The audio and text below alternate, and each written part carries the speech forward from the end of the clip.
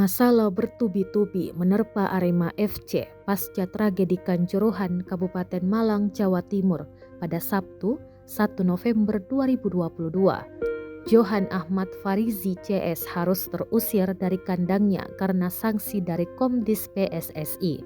Harus cari markas berjarak 250 km dari kota Malang. Namun, seiring berjalannya waktu, mereka terus mendapat penolakan di berbagai daerah. Akibatnya dua pertandingan harus ditunda, pekan ke-18 lawan Borneo Samarinda FC dan pekan ke-21 lawan Bali United. Tak hanya itu, usai laga lawan PSS Sleman pada Kamis 26 Januari 2023, bus ditumpangi skuad Arema FC mendapat pelemparan. Setelah mendapat penolakan, akhirnya tim Singaedan mendapatkan markas di sisa putaran kedua Liga 1.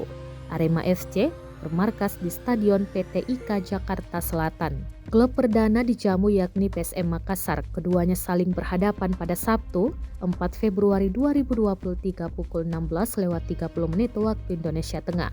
Pelatih Arema FC, Javier Roca, menyebut dengan berbagai permasalahan yang dihadapi, harusnya pemainnya sudah memiliki mental lebih baik. Apalagi sudah ada kepastian markas akan digunakan. Pelatih berpaspor Chile ini meminta anak asuhnya sekarang fokus untuk pertandingan lawan PSM Makassar demi memberikan hasil terbaik. Sementara pemain Arema FC, Ricky Dwi, berusaha bangkit setelah 4 pertandingan harus menelan kekalahan. Lawan Laskar Pinisi, 3 poin penuh ingin diberikan kepada supporter Arema FC.